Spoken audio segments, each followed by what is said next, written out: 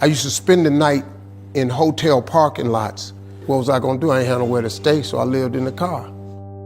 I had $35. And I said, come on, God, man, I've been trying to make this dream come true. You done left me out here like this.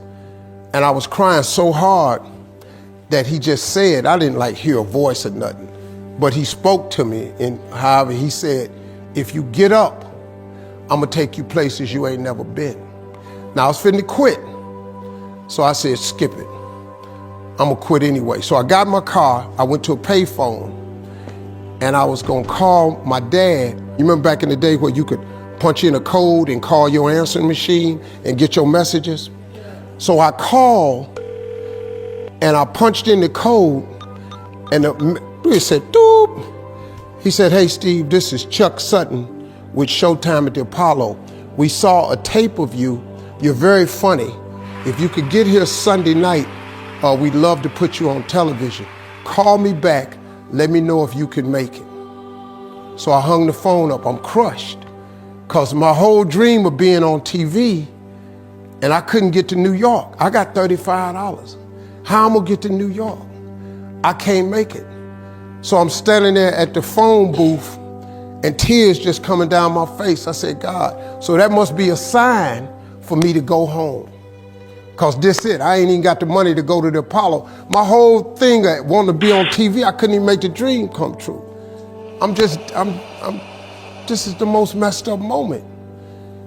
And so I said, man, let me call this dude back and see if he said this Sunday. Because maybe he said next Sunday and I could hustle up a little bit of money or something. I don't know what I'm gonna do, but let me just call him back. So I called him back.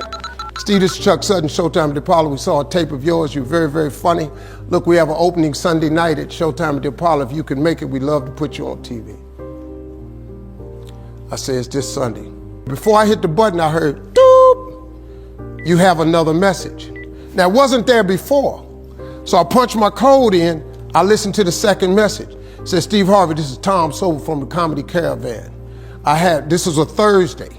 He said, I have a gig in Jacksonville, Florida on Friday night that pays $150. If you can get there Friday night, you'll make $150. So I called him back and I said, hey Tom, did you get a gig away?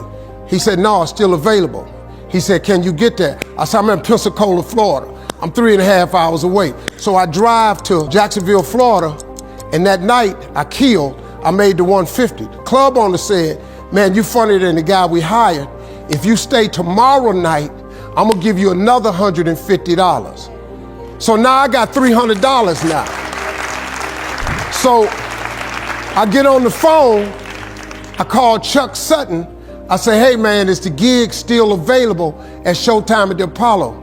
He said, yeah, we got one opening left. I said, I'll be there. So I called Eastern Airlines, who used to be open back then. They had a special for $99 going from Jacksonville, Florida to New York round trip. So I parked my car at the airport. I got it.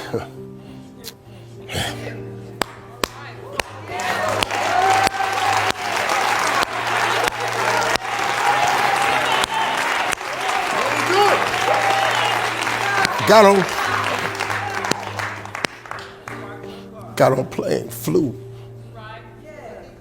Everything I had was in 2 bags. Got to the Apollo. I said, hey man, I'm here. I got there at 11 o'clock in the morning. He said, you can't stay here because you don't come on to the late show tonight. I said, man, I ain't got nowhere to go. I said, if you just let me stay in this building, man, I ain't gonna move around nothing. I ain't got nowhere to go. I'm in Harlem, I can't go back out here. I got these 2 bags. I got victim wrote all over me, man. So he said, all right, if you go upstairs, don't come down. So he put me in the dressing room on the 6th floor.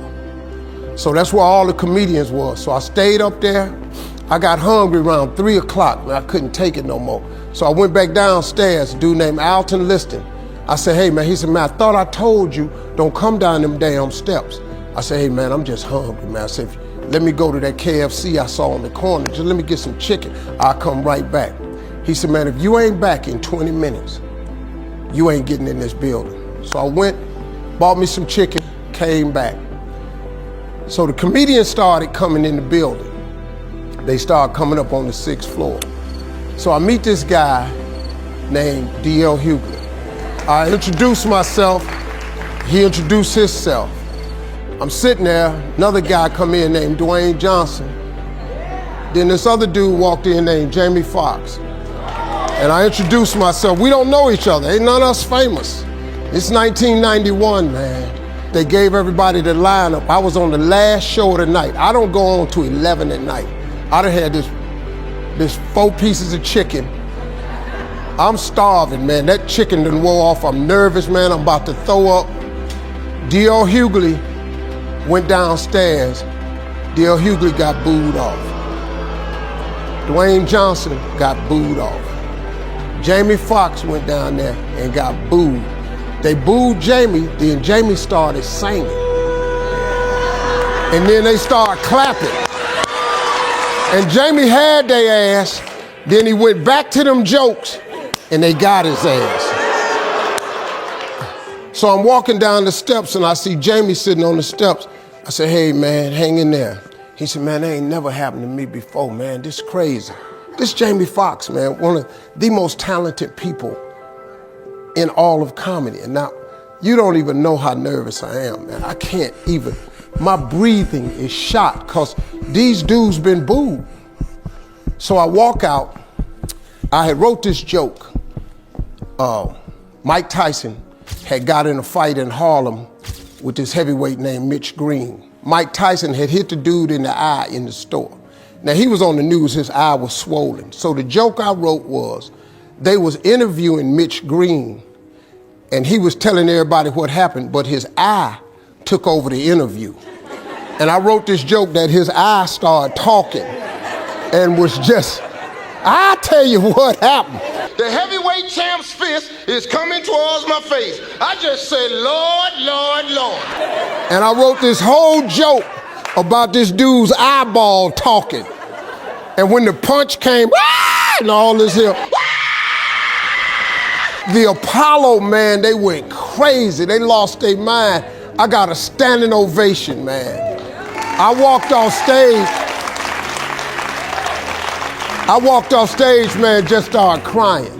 I couldn't believe it. And they paid me. I made $750 for being on TV for one night.